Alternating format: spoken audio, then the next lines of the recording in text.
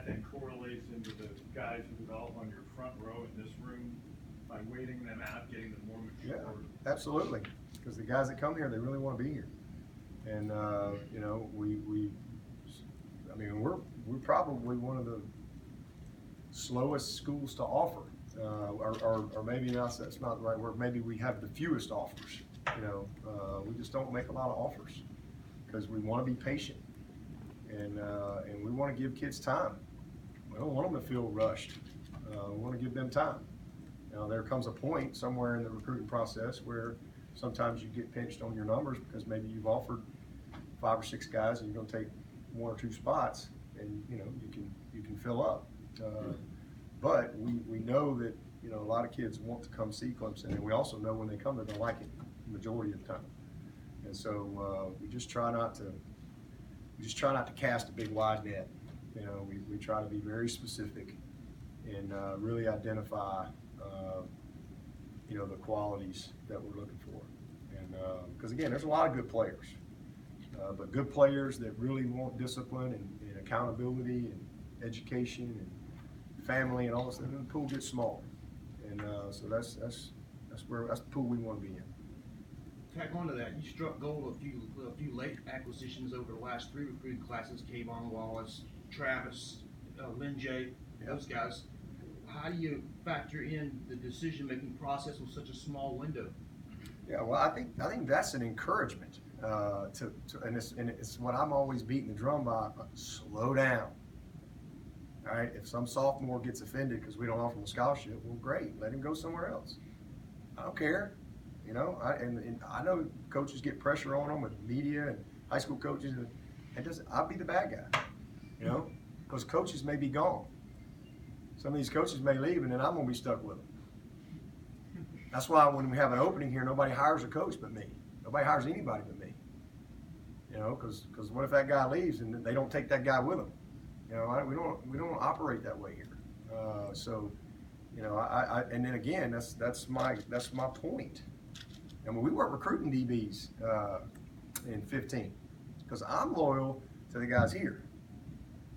You know, I'm not ever going to tell a guy that he's got to leave because he's not a good enough player. We signed him.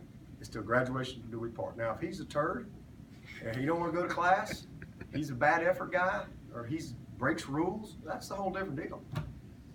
You know, you know, you're not entitled to be here. It's a privilege, and so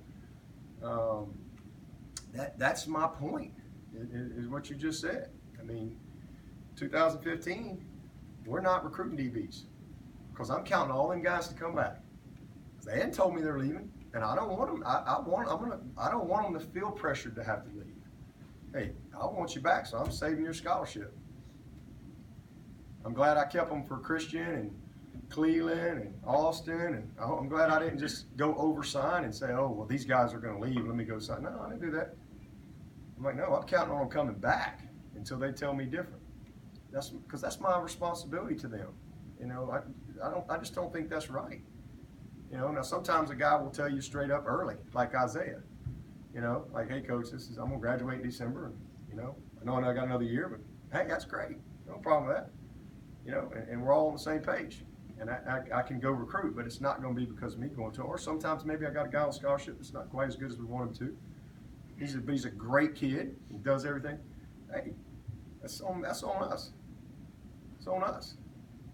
So it's just what I believe in, and then I always try to save a couple for some of our walk-ons, you know, that deserve it, that earned it, that help our team. So that's how I manage the roster. But that year in 15, I mean, I had no idea those guys were leaving. I mean, there's speculation, but I didn't know. And then all of a sudden the game's over. I got TJ Green calling me. Hey, I'm going pro. What? McKenzie, hey coach, love you, I'm going pro. J-Ron, hey, I'm going pro. Travis Blanks, I'm graduated, I got my map, I'm going pro. I'm gonna try the. I'm like, okay. Well, boys, we got 3 weeks. We're in the DB business. Literally, I didn't know. I never heard of Isaiah Simmons until 10 days before signing day. Didn't know who he was. So we're scrambling around and we're trying to find guys. There's good players out there. There's good players out there, and guys develop. There's guys like Kayvon How many offers did Kayvon have as a junior? Probably not many. And his senior year, he blew up. And all of a sudden, you know, we get on this Kayvon Wallace guy. This guy's gonna be a pro, and a heck of a player and a leader. He's a captain this week. Isaiah, he's getting ready to go to.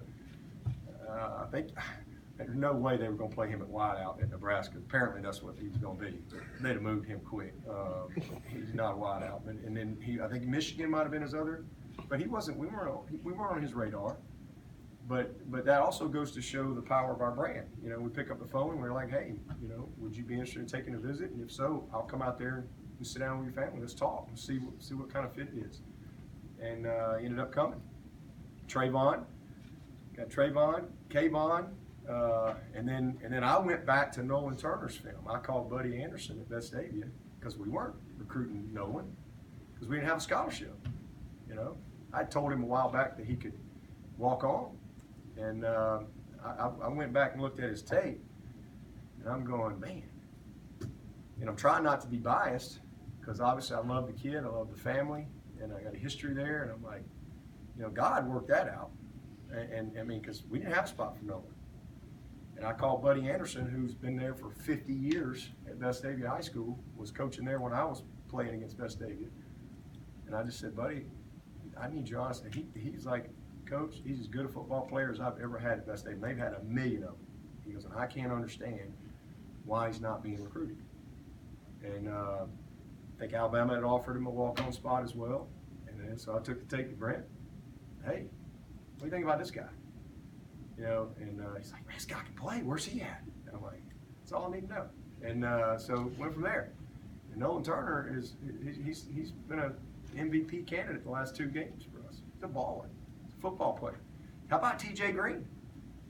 I mean, we got TJ Green. Robbie Caldwell found him like literally a week before signing day. He was running a triple option. He's from Sylacauga, Alabama. He's 45 minutes from Auburn. He didn't have any. He was going ahead. He was going to UAB. That's where TJ Green was going. Blazers. And we're watching the tape. We're like, this guy's an athlete. Next thing you know, he comes in here. He comes to Clemson. Leaves after his 3rd year and goes second round. So it's a developmental game, and it just, you know, I'm always trying to slow it down. I'm not trying to win any recruiting wars and all that stuff. If it happens, great. We can have the #1 group, but that's not ever my goal. My goal is to get the right people, and because people win.